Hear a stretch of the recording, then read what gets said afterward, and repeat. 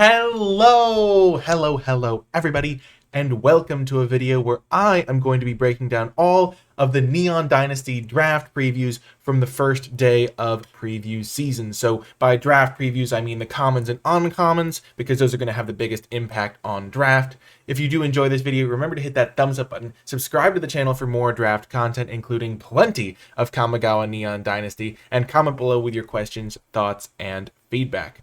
Let's get started. So the first thing I want to do is provide a little bit of context. I made a whole video about the mechanics, which you can check out on my channel, but basically the mechanics in the set are reconfigure, which is basically your creatures can become equipments, so you can equip them to other creatures, and then you can unequip them and then equip to the different things. There's modified, which cares about having creatures that have equipments on them, auras on them, or have +1/+1 counters. There are sagas coming back, ninjutsu is coming back, and channel is coming back, and we're going to be seeing some cards with all of these mechanics, but I just wanted to get that kind of baseline context out of the way, so you kind of, when I'm talking about these things, you kind of know what I mean when I say, oh, this might play well with reconfigure, this might play well with modified. So let's get to our first card, Silver Fur Master. I'm going to be starting with the ninja themes. I'm kind of going to go theme by theme as I can, and then do the miscellaneous cards at the end maybe, but so Silver Fur Master is a ninja. It is a ninja payoff card. It makes your ninjas cheaper to cast, and then it buffs your ninjas. So it's really quite a nice little card. I'm not sure when you would want to use the ninjutsu ability on this. Maybe you would want to use that if you were going to buff your ninjas, but it's a very strong card, and it does tell me that ninjas are going to be supported because this card does do quite well. Also, it does buff your rogues as well, so keep an eye out for that because that can sometimes be relevant as well. But the fact that it doesn't have like a triggered ability when it hits the opponent means maybe it's not a card you're going to want to be ninjaing out. Maybe you'll want to play this early and then use it to get your ninjas into play easier with the cost reduction. The first ninja we're going to be looking at, one of the few ninjas revealed, is Dakuchi Shadow Walker. And the thing with this ninja is that it's not very powerful in terms of like having triggered abilities, helping you snowball the game. But if you can get it down early onto one of your creatures, it can hit very hard. And so it's one of those ninjas that you're not going to have to really prioritize because no other deck is really going to want it. A 6-mana 5/5 that you can occasionally cast for 4 is just kind of too much of a liability if you aren't building your deck around it. But it's a sort of card that could really fit well into a ninja's deck.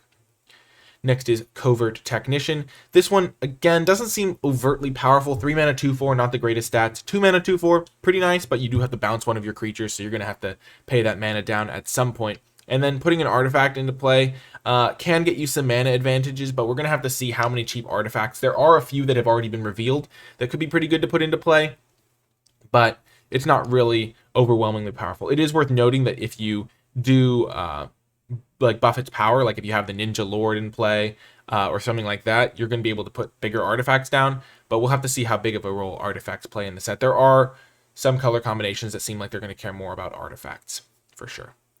Moving on to green-white, kind of looks maybe like an enchantment type deck, or at least some of the cards are going to care about enchantments. There's Jukai Naturalist, which is a card that's going to make your enchantments cost less. It's white and green to play, so it's kind of like similar to the ninja guy that makes your ninjas cost less.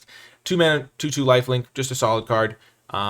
It doesn't seem like a super early pick. Making your enchantments cost less isn't going to have a huge impact because enchantments are not super common in your deck usually. It is worth noting that there are enchantment creatures in the set. This is an enchantment creature, and so making some of your creatures cost less could be pretty good. So it's like a mana ramper if you have enough of those, but we'll have to see. And the fact that this is an enchantment and that there are going to be enchantment creatures running around means that enchantment removal may be main deckable. So in some formats, you're able to just main deck a card that destroys target enchantment, and this may be one of those formats. Now we're going to be looking at some of the green and white sagas that may play well in this sort of enchantment deck. The first is Era of Enlightenment. First off, you scry 2, then you gain 2 life, which isn't really worth a card. Scry 2, gain 2 would not be worth 2 mana, but then it's going to flip into a 2/2 first strike. So a 2/2 first strike that gained you 2 and scried you 2 would be a fantastic card for 2 mana. Now, the fact that you don't get the 2/2 first strike for a few turns means that you're not getting it if you play this card on turn 2. You're not getting the 2/2 first strike until turn 4. But that could still be worth doing. It's going to depend on the speed of the format. If the format is fast, I mean, the 2 life can help buffer you a little bit. I'm not really sure how to evaluate this sort of card. It's kind of tough. My initial instinct is that the card is going to be looking like it's slow, but actually plays out pretty decently because you're going to have some time to, like, the gaining of the life is going to help you have the time to get your creature into play. but it's not really an aggressive card because you're not going to want a 2/2 first strike on offense, but on turn 4 as often as you'd rather just have a 2-drop that can attack right away. But it seems like a pretty cool mid-range card, and I'm interested to see how it plays out. Next is Azusa's Many Journeys. This card is another interesting one because the first 2 effects aren't really worth cards at all. Like Scry 2 is almost worth a card, but gaining 3 life and letting you play an extra land isn't really going to be a huge help, though on turn 2 is when playing an additional land may have the biggest impact in the game, and then you actually get a 3/3. So it's like a 2-mana 3/3 that has some marginal upside. It's kind of a weird templating. When it becomes blocked, you untap lands. It kind of makes it like play decently with combat tricks because you can like tap your mana, attack with this. If they do block it, you get to untap your lands and use your combat trick, which is kind of a sweet little synergy to be aware of. But overall, 2 mana for a 3/3 on a little bit of a delay gains you 3 life to help you survive until that happens. Could be an interesting card. Again, we're going to have to see how fast the format is. This doesn't seem like a good card in an aggro deck necessarily, but it could be a cool card for like a mid-rangey deck, which green decks often are in limited, so I'm going to be interested to see how this plays out for sure. Again, 2 mana for a 3/3 is good with like value. It's almost like having a suspend card or something like that, and I think that if you think of them like suspend cards, it could really help shift the way that you evaluate them potentially, depending on how these end up playing. And I think it's going to play out pretty well, though. Next is Michiko's Reign of Truth.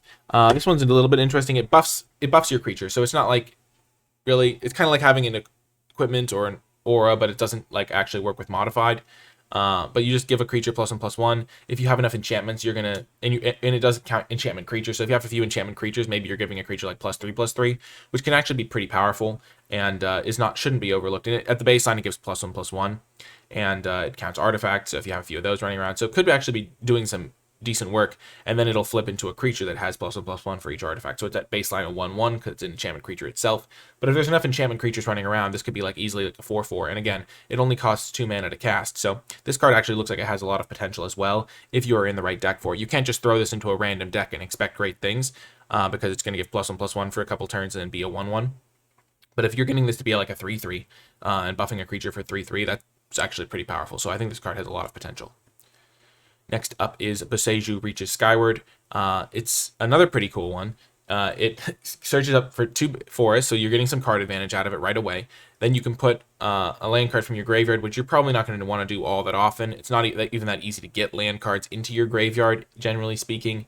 And then, so that part's kind of a dud. But then it's going to flip and be a +1/+1 for each land you control with reach. So assuming you cast this on turn 4, you're going to get 2 forests. You can even get an extra land from your graveyard potentially if you need to. And so it's going to be like a 4-mana 6/6 with reach that also drew you 2 cards. So this seems very good to me, especially for like a mid-rangey deck. Again, it is kind of slow to get going, but it's not that slow. I mean, you play it, and then you have to wait 2 turns, but then you have like a massive creature that you did not have to pay the full mana for. So if you play this sort of card on turn 4, you just want to make sure that in the turns before that you were setting up to just be surviving. Like curving all of these into each other maybe isn't the best plan. But then again, maybe it does, because like if you play the one that lets you play an extra land on your turn, the 2-mana one, the Azusa one, and then you play this on a turn early, so you play that one on turn 2, then you play an extra land, you play this one on turn 3, all of a sudden by turn 5 you're going to have like a 6/6 in play and a 3/3 in play and whatever else you've done that game. So could be pretty interesting. I'm excited to see how this plays out, but this one looks pretty good to me. Next up, we're going to go to the blue-red. It looks like there's a bit of a theme here of the uncommons being like one of each color that they are, and then having some cost reduction built in, which seems like it could be pretty elegant if they pull it off for all of the colors, and a little bit less elegant if they only pull it off for some of them. But seeing that we've seen 3 gold cards, and those are the only ones that have been revealed so far, and they all have this pattern, it could be pretty interesting. It makes artifacts you cast cost 1 less, so this could be indicating that blue-red is an artifact deck. And maybe that'll make that ninja in blue-red a little bit better, the one that puts artifacts into play for free. We'll have to see how those play out. We haven't actually seen a ton of the potential artifacts, but just on its baseline, a 2-mana 2/2 flyer is great. So you're going to want to play this card in your blue-red decks, though I'm not sure how early I would take it unless the like cost reduction is really relevant, because taking a gold card early is a big cost. Now, it also is worth noting that this is an artifact creature itself, so it can make your artifact creatures cost less. Simian Sling is a card that was revealed as a way to show off the reconfigure mechanic. It's like the only common or uncommon previewed with the mechanic so far, but it seems pretty interesting because it helps your creature hit for extra damage if and just by equipping, and if it becomes blocked, it deals extra damage. And then if the creature that it's equipped to dies, then this thing will come back off as a creature, and it just 1 mana 1/1 isn't the best stats, but the fact that it can be an equipment, I feel like the flexibility is really going to matter in this set, and also the fact that it plays well with the modified mechanic. We're going to get to some of the modified cards later, but the fact that it can make a creature modified for relatively cheap means that it can have some synergies there, which is quite nice. And I'm interested to see how the monkey plays out. I think it could actually be quite good in the right shell. And you're going to want to have some synergy pieces with it. I don't think you just want to slot it into a random deck because it is kind of clunky to use. But if it's powering up your other cards, I could see being quite nice. Another cheap artifact that we've seen that could potentially go into this blue-red type deck is Moon Snare Prototype. So basically, it has the channel mechanic, which means that you can discard it and pay 4 and a blue, and then you can basically put a non-land permanent on the top or bottom of its owner's library. So the owner gets to choose, so that you don't get to choose to put it on the top. They'll get to choose. You just target something and they put it on top or bottom. But basically, that can't be countered because channel is just an activated ability. It's not a counter spell. It's not something you can counter. And the fact that channel and ninjutsu are both in the format means that counter spells are probably not going to be very good because you can't counter either of those things. But just that's just worth noting for sure. And it also, if you do want to just play it early and you have some synergy going out, you can start like ramping a little bit. Though the fact that you have to untap your creatures or your other artifacts to do this may not be the best. Though if you have like an equipment, you probably won't mind tapping it because tapping an equipment doesn't do anything. So like the equipment can still be equipped and stuff. So could be like a cool little ramp / interaction engine. I think it seems pretty good to me. I think you're generally going to want to use the channel part of it, but the artifact part could be quite relevant if you have enough like artifacts matters things and stuff that cares about you having artifacts in play. So like thinking about that saga we saw earlier that cared about how many artifacts you had in play. That could be pretty interesting with Moon Snare Prototype. Like you play that this early, you get your artifact thing powered up, and all of a sudden it's giving +3/+3 or +4/+4. Even in that card could be really powerful.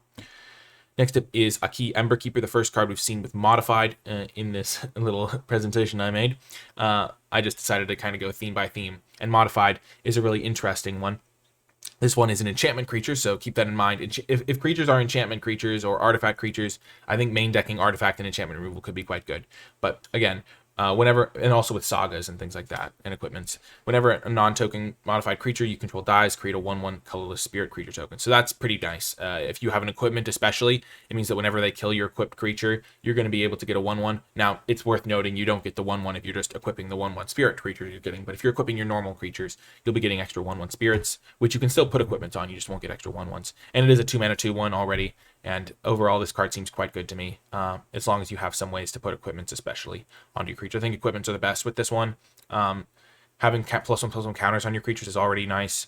Auras are oftentimes high risk, but we'll see what they do in the format to make auras more appealing, because it looks like they want to encourage people to put their auras and equipments on their creatures. Next up is another modified card. A target creature gets -2/-2, but it gets an additional -1/-1 for each modified creature you control as you cast this. So this one, modified as a mechanic, really incentivizes you to go like distribute the counters to everything, put one equipment onto each creature, generally speaking. And this is a card that really does like bring that home. 2 mana to give -2/-2 isn't the best. It is okay because even if you aren't killing a creature, sometimes you can use it as a combat trick. So you can kill a 2/2 straight up, but if they attack you with a 3/3 and you use this on it, even if you don't have a modified creature, you can usually find a way to block a 1/1 to kill it in combat or things like that.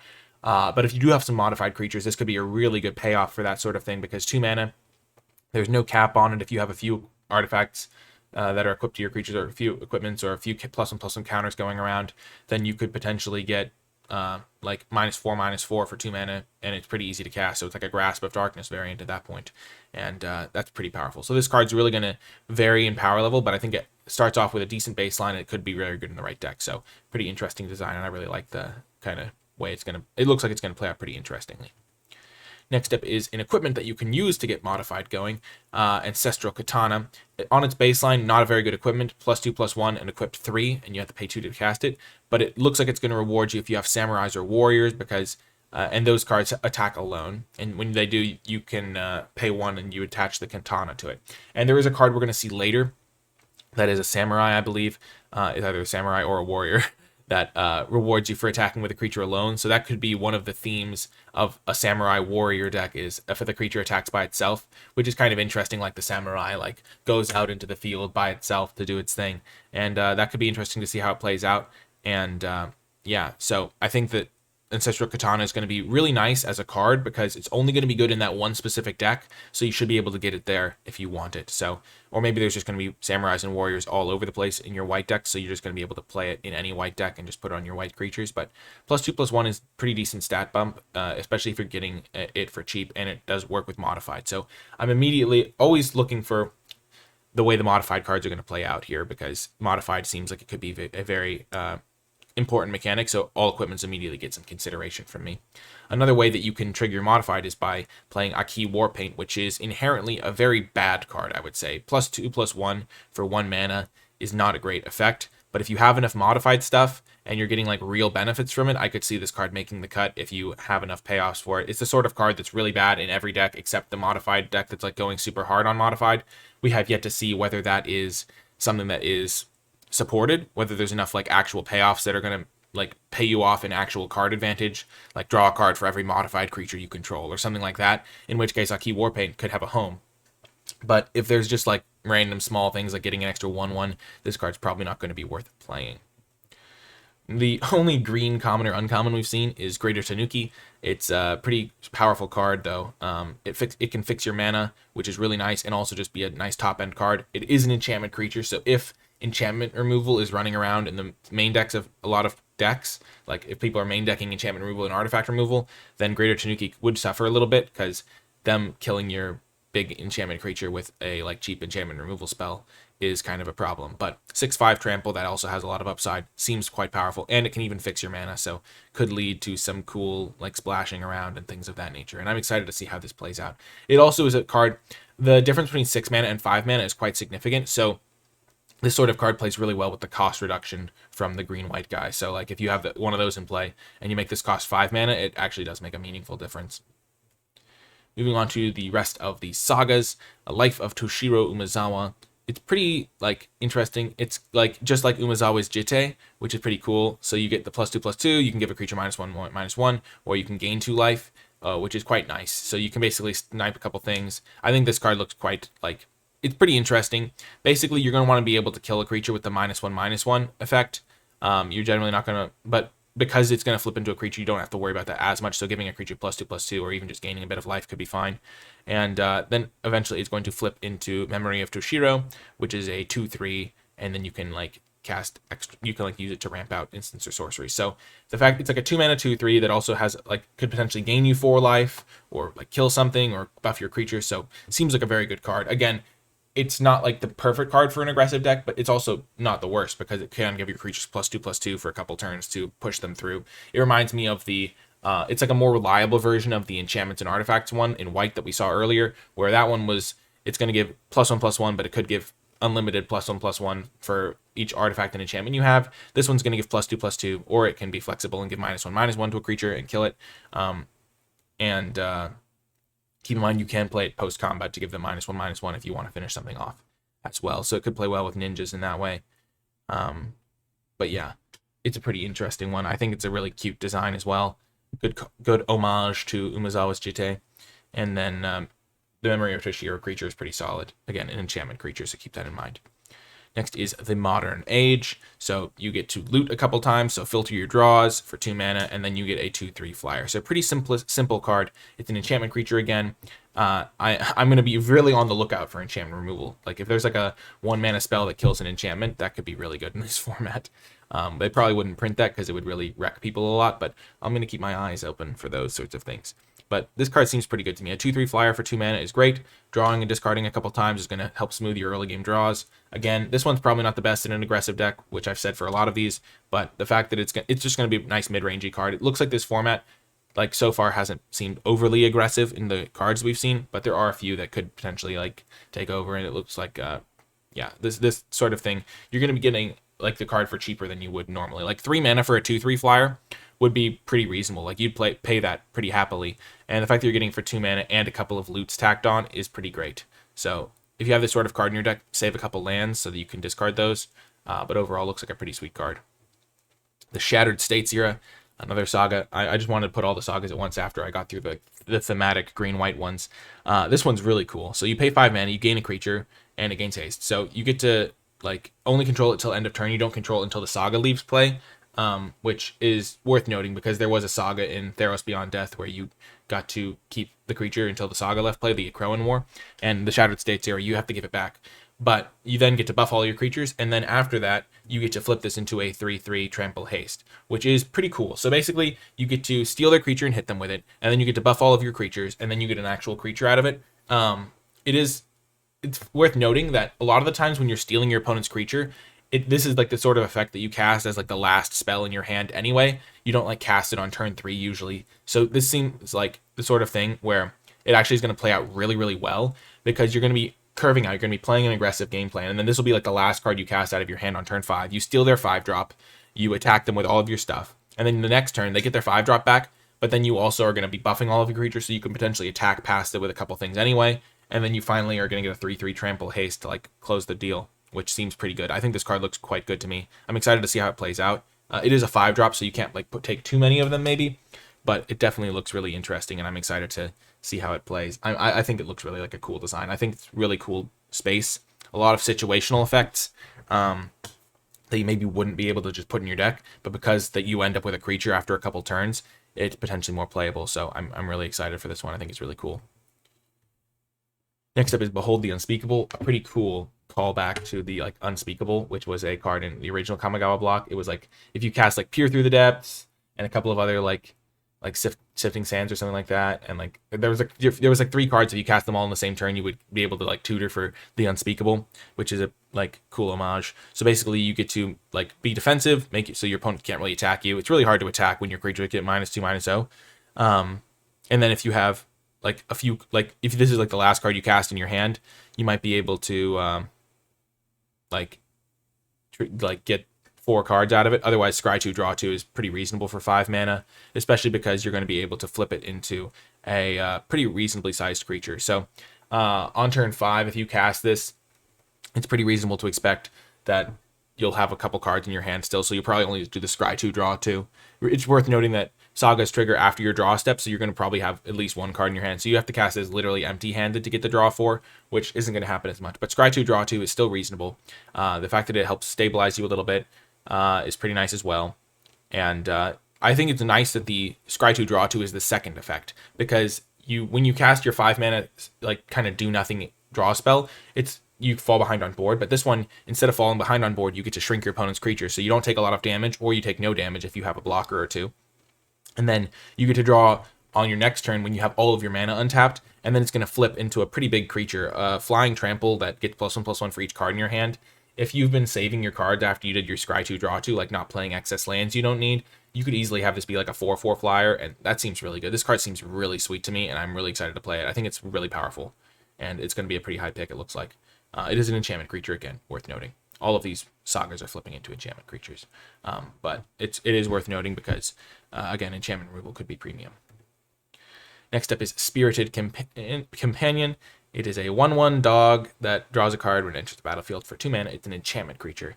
Again, pretty interesting. It's an enchantment, so it could like trigger cards that care about enchantments, which is worth noting. The card that gives +1, the earlier saga we looked at that gives +1/+1, the more I look at these cards and realize how many of them are enchantment creatures. I didn't fully realize just how many cards are enchantment creatures in this set. That card's looking better and better to me because it looks like pretty easy to give creatures like +3/+3 relatively consistently, which is like really the break point for making that card excellent. But yeah, draws a card when it enters the battlefield. It's only a 1/1. This card is pretty solid, I would say, if you have enchantment synergies. A 2 mana 1/1 draw card isn't like the greatest, but it's like, because a 1/1 body isn't really inherently worth a card. So like if it was 2 mana 2/2 draw card, it would be exceptional, because a 2 mana 2/2 can almost be played without anything else. A 2 mana 1/1 needs some help, but drawing a card is like the best form of help you can give a card. And so I think this card's going to be pretty good, and it's going to work with your enchantment synergies. It's going to really punish X ones that your opponent might have, and it's going to wear equipments well. And I think those are all things that are worth noting, because if you have like some reconfigure cards that are going to be equipments that you can like put onto your other creatures, then you're going to want some things to put equipments on. And a 1/1 that replaced itself is a great thing, like home for an equipment. So played great with equipments, except I guess the katana that only really cares about samurai and warriors. But still, a good home for equipments, good with enchantments. Seems like a pretty good synergy piece for a lot of decks, and could be a high pick as a result.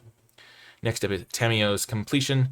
Unfortunately for Tamiyo, she has been corrupted by the Phyrexians, and you basically get to have a like capture sphere almost, which is like a flash, tap enchantment permanent, and if it's in it, you can like put it onto a equipment as well, which is quite like worth noting because sometimes equipments are really the problem. They're making like all of their 1/1s into real threats, and so you can like stop their equipment from doing anything. And it's also worth noting that the enchanted permanent is going to lose all of its abilities, which is sometimes a problem with this sort of thing, where if they have like a card with an activated ability, your enchantment removal spell isn't going to really deal with it. It's kind of confusing, the phrase enchantment removal spell. Your removal spell that is an enchantment will sometimes not deal with your opponent's creatures that have activated abilities, where you like have to stop it from like doing its thing, and you have your removal spell, but your removal spell doesn't actually stop it. So like if it has like pay 5 mana, draw a card, or something like that on it, Champion's Completion will actually stop that, which is pretty nice. This sort of effect varies from set to set in how powerful it is. I think this set seems unlikely to have cheap enchantment removal spells, like cheap removal spells for enchantments. It's hard to clarify that. But yeah, cheap removal spells for enchantments seem less common in this set because there are just so many big enchantment creatures running around, and it would be kind of a feels bad if there was removal spells that just like destroyed enchantments all the time, all over the place. There might be a few, and in that case, this card would get worse, but it looks like this card's going to potentially have a good home because you can shut down their equipments, you can shut down their creatures, and you can shut down their creatures that have activated abilities, so which is pretty nice. So it seems like it could be a solid card. Oftentimes this ends up being more of a role player rather than one of the best blue commons, but it can definitely perform decently. Next up is Imperial Subduer. This is the card that I was talking about earlier when I said it cares about your creatures attacking alone. Maybe that's what samurai care about. And it is a human samurai after all. 3 mana, 3/2. When a samurai or warrior attacks alone, you tap target creature you don't control. So it helps your creature like punch through a potentially difficult blocker, especially if you've been putting some equipment on it. It could be pretty nice as well to like potentially have one big creature that's punching through. It is worth noting that this stacks. So if you have like 2 Imperial Subduers in play, even if you attack with one of them, you'll get to tap 2 creatures. So that's pretty cool. So it stacks pretty effectively, and that could be a pretty nice thing to have as a result, especially if you have a lot of samurai or warriors that you're trying to attack with alone. I'm going to be interested to see how aggressive that can play out, because this is an aggressive ability, but attacking with only one creature limits the amount of damage you can do. So it'll be an interesting balancing act for sure. Next up is Unstoppable Ogre, another aggressive card. It is an artifact creature, worth noting again, and when it enters the battlefield, target creature can't block this turn. So that's a pretty aggressive card. 3 mana, 4/1, can potentially be cast for less if you have some artifact reduction stuff, can be good synergy with artifacts. There are some vehicles in this set, which there weren't any previewed at common or uncommon yet, but it's worth noting that there are some vehicles in this set, and a 4/1 cruise vehicles very effectively, and also can like be enter play, stop a creature from blocking, crew a vehicle immediately, do that sort of thing. So that's worth noting as well. And the Ogre seems like it could be a pretty good card for aggressive decks. The difference between a 4/1 and a 4/2, oftentimes we see 3 mana 4/2s, is pretty significant because this card, for example, gets really owned by that 1/1 dog we saw earlier that just like replaced itself and now it just trades with your Ogre. But if you have some ways to like punch this through, maybe some ways to give it evasion, maybe you have some vehicles you need to crew, it can be pretty good if you can like make use of that ability and you care about artifacts a lot or something like that. The next card is a shrine. Shrines are coming back. This is the only shrine we've seen so far, and it's pretty interesting because it's a creature shrine. So it's a 4 mana 1/3, so it's very fragile. It's an enchantment creature, so that's worth noting as well. Again, enchantment creature, but it's a creature shrine, so it actually does affect the board a little bit. It has vigilance, and if at your end step you can pay 1 and create a 1/1 for each shrine you control. So it's going to be interesting to see how the shrines play out if they are creatures, because they could potentially be killed way easier. And also the fact that you have to pay mana for it to take its ability. But the fact that you get to do it at the beginning of your end step instead of at the beginning of your upkeep means that it's like 5 mana for a 1/3 and a 1/1. But it could be 5 mana for a 1/3 and like 2 1/1s if you have another shrine already. Overall, it seems relatively inefficient to me, but we're going to have to see how the other shrines play out and how the removal situation ends up lining up. The last card we're going to be looking at today is Secluded Courtyard. It is a land, and it's pretty cool because it can reward you for choosing a creature type and like building maybe a tribal deck, so you can choose like ninja or like rogue or things of that nature, I believe. I think at least there's creature type is interesting because there's like creature like types like rat or dragon or things like that, and then there's like other types like warrior, samurai, that sort of thing. And I think you can choose any of those when you're playing Secluded Courtyard. So you could choose merfolk, or you could choose like wizard or whatever, something like that. But it's like a land that comes into play untapped and can tap for any like 2 colors. So if there's really heavy tribal decks, So if like red-white is a samurai deck, then you can like potentially use this. It's going to depend on how tribal the decks are and how tribal your deck in specific is. It doesn't seem like a high pick, but it could be a pretty interesting one, especially if you want to like splash a samurai that's a different color. So like if there's a green samurai for your red-white samurai deck, this could be a pretty good way to use that. Though if you're just playing a 2-color deck, it doesn't seem like a super high priority because it can't tap to cast your spells or your equipments or things of that nature. But yeah, pretty interesting design. I think the artwork's pretty cool too. And yeah, I like the design on that sort of card. That is going to do it for these first previews for Neon Dynasty. I really do hope you enjoyed the video. Thank you so much for watching. If you did make it all the way to the end, in the comment section down below, leave hashtag #PreviewPower, and then let me know what your favorite card previewed so far is. Remember to hit that thumbs up button, subscribe to the channel for more draft content, including tons of Kamigawa Neon Dynasty. I've got tons of stuff I'm making in the works for this set preview season, and then of course once the set comes out for draft videos and stuff like that. And then if you want to find other cool stuff like my process for preparing for a set, you can find a link to an article on that topic in the description down below. You can find a link to the NicolaiBolas Discord server, which is free for everybody to join. Talk about all things coming out on Neon Dynasty there. You can also find links to the NicolaiBolas merch store. You can find a link to the NicolaiBolas Patreon, where you can gain access to my card-by-card grade tier list for the whole set. So it's a great way to support my content, help me continue making these videos, and also gain access to a great bonus resource. And then, of course, if you have any questions or stuff, just leave them in the comments and I'll be happy to answer them. And yeah, you can find links to the Twitch stream and stuff in the description down below as well. That is going to do it for this video, though. I really do hope you enjoyed it. I'm super excited for Kamigawa Neon Dynasty, and I hope you are as well. That's going to do it, though. I hope you enjoyed it. I kind of go on loop there because that's my default outro. But I will talk to you next time.